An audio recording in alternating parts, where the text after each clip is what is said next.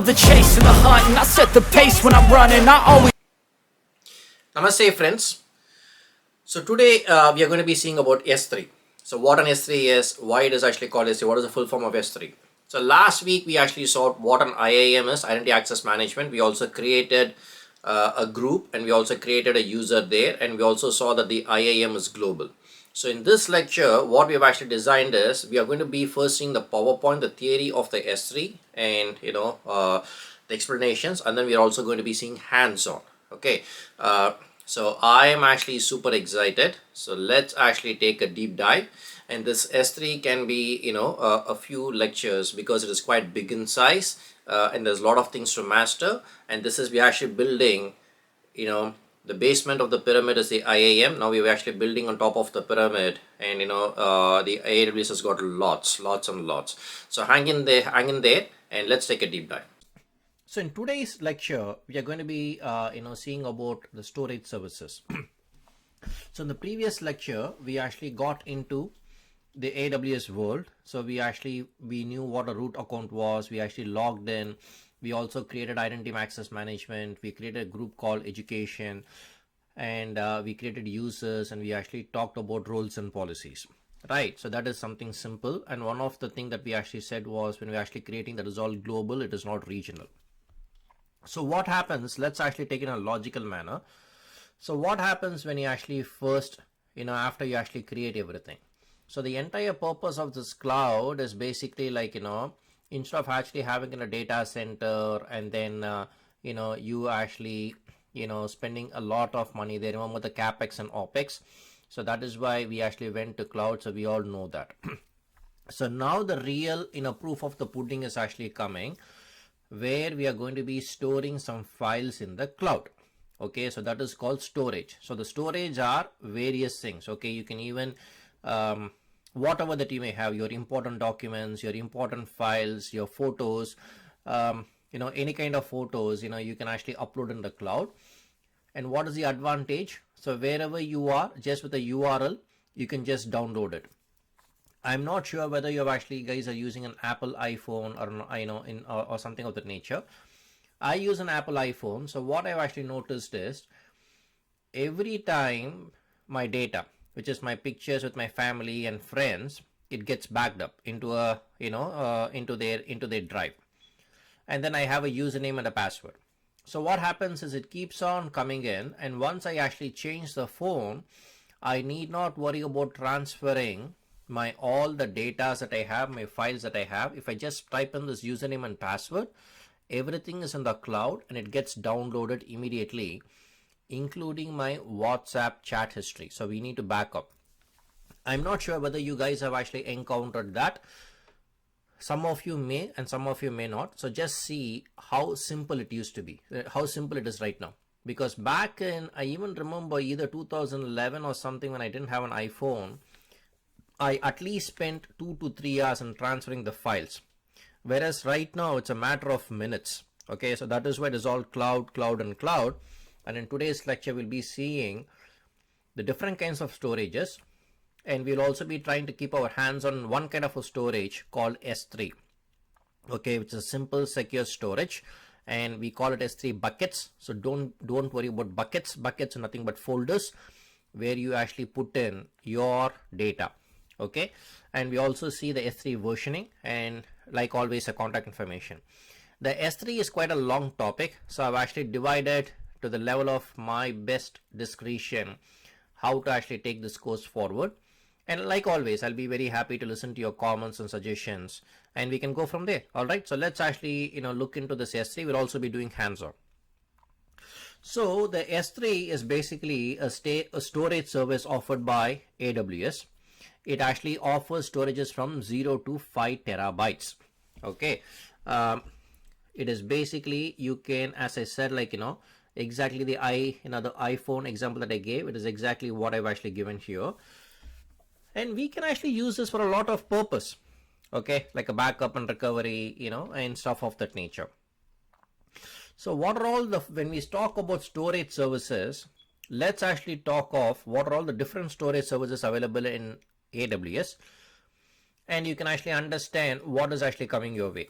The very first one is S3, simple secure storage. We have EBS elastic block storage.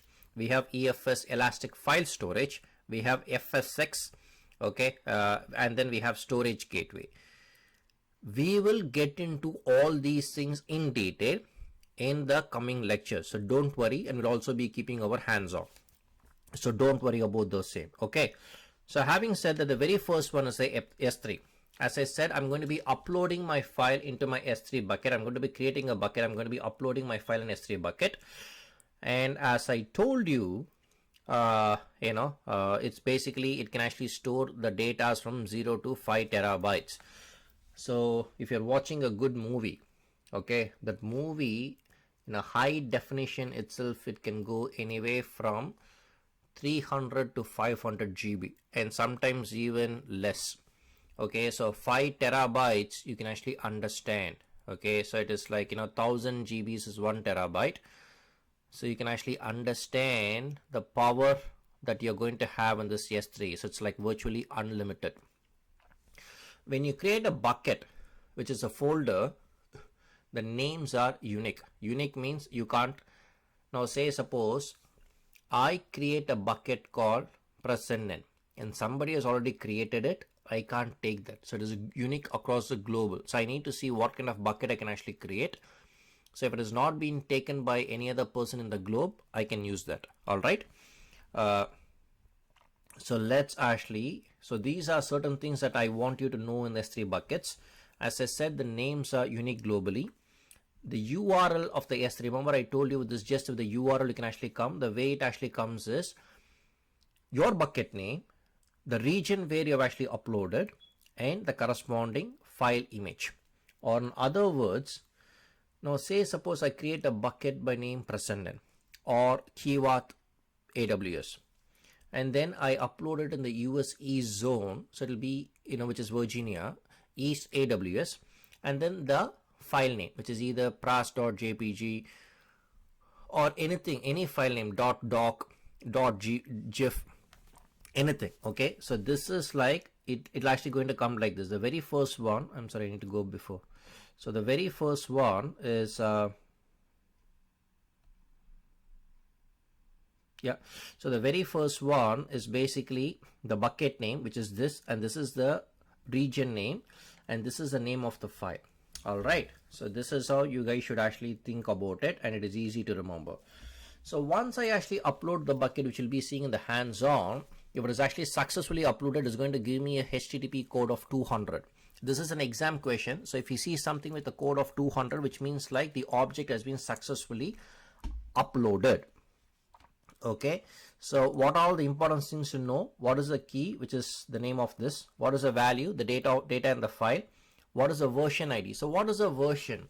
A versioning is like basically I work on something and then like this is version 1, and then I actually work on some other thing, it will be version 2. Okay, now say suppose I'm working on a code which is version 1, and then I do some developments to the code. I can save this old version and then I can use some developments in the same code with some enhancements. So this will be version 1. And if I need to go back, I can go back to the version 0. So in a way, like you're actually having some backup. So that is also called as the version, right? And the metadata. What is the metadata? The data's data. So we will discuss about the data's data. So right now, don't confuse yourself, but we will actually come there. So the S3 buckets by default, it is private. I will be telling you that in the hands-on lecture, so don't worry about it. So we have to make it public. So by default, when you actually create it, is going to be private, and and then we'll make it public. So there are two things which is there in the S3 bucket control. One is the object access control list, and the other is a bucket policy. The bucket policy applies to the entire bucket. The object control list is basically individual objects. Again, right now it will be so much of theory, but let me tell you, you have to understand the theory before we go to hands-on, and it will make a lot of sense. So that is what I'm actually trying to do here. But if you guys feel anything else, let me know. I will actually change my style.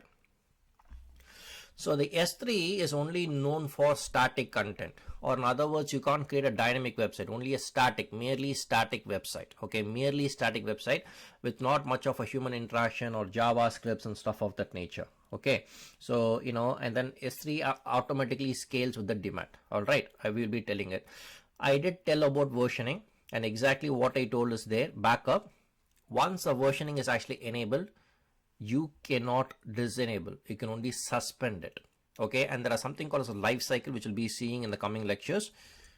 And then it actually supports MFA. What is an MFA? Multi-factor authentication. I think in one of my lecture I gave an example. You guys are here, you're accessing your bank account, and then somebody sends an OTP telling that is it you who is actually accessing, kindly type this OTP so that to validate.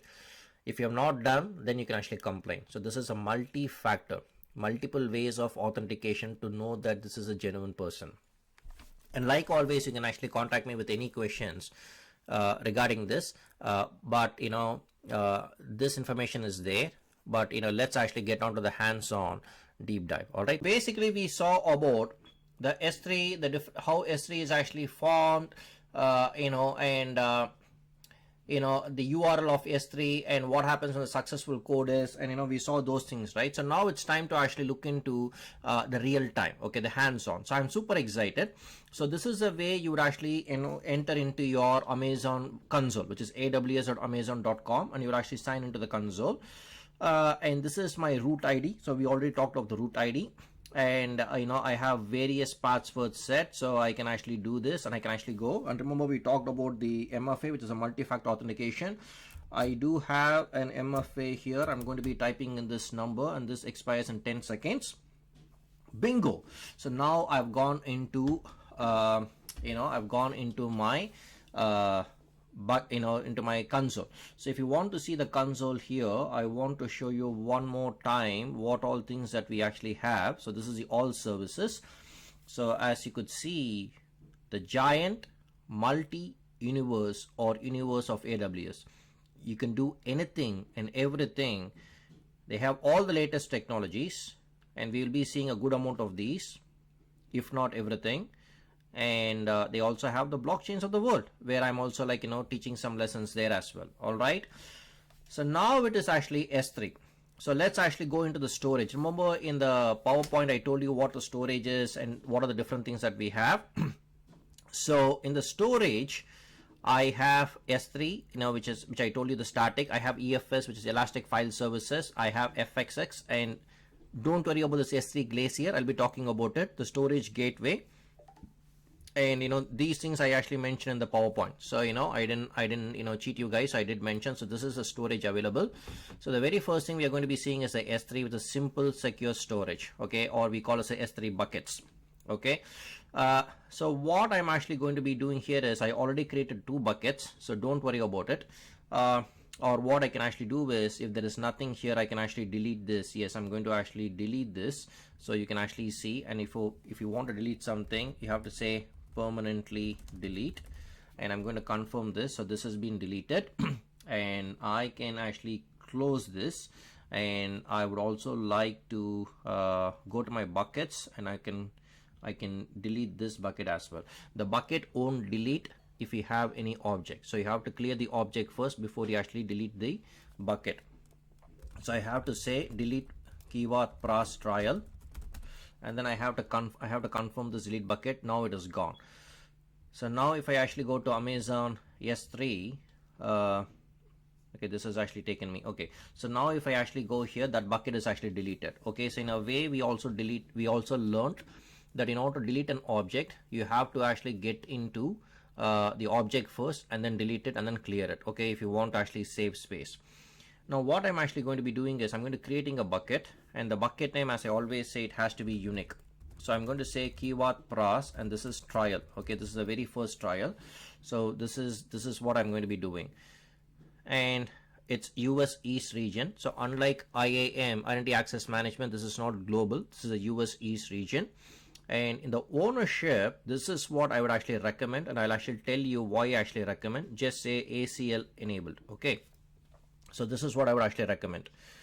So let this block setting be as it is. Okay, so these are all by default. Okay, so let's actually create a bucket. Now a bucket has been created by name keyword pras trial, and if you actually see, it clearly says buckets and objects cannot be public. Okay, so this is good. So inside the bucket I'm going to upload a file. Okay, so let's actually upload a file here. So this is inside the bucket. So I am actually here, I'm going to add a file and I'm going to see S3 bucket. Okay, so once it is actually successfully uploaded, as I always tell you, it will actually give me, it will give me a success code of 200. So here I've already done this and I have to say upload. So the rest all stays the same. Let's actually see the destination details. We'll be seeing all these things, so don't worry about these things. We'll be seeing the access control list, we'll be seeing the properties, we'll be seeing the storage class, but it is not for this lecture, so don't be confused or don't panic. I will surely cover that. Okay, let's actually upload this. So succeeded. So it says 100% succeeded. So the upload status is succeeded. So this is the 200 code that I was talking of. Now what I can do is I can actually create on this bucket this image which got uploaded. So if I actually click on this, it's going to open up this, and this is the object URL. Remember I told you this is my bucket name, which is a unique one, S3 region, and this is my file name. Okay, so this is how the object URL is. So if I actually give you guys this, because it's HTTPS, if I actually give you guys this, you should be able to see this. But let's actually see, let's make it interesting. See, the access is denied. Okay, this is an XML, the access is denied. Oh my god, why is the access denied? What did I do here? Well, nothing to worry. Okay, let's actually go here and let's actually, there are two things you have to do. First thing is the permission. So the permission is okay, let's actually go back to that particular bucket.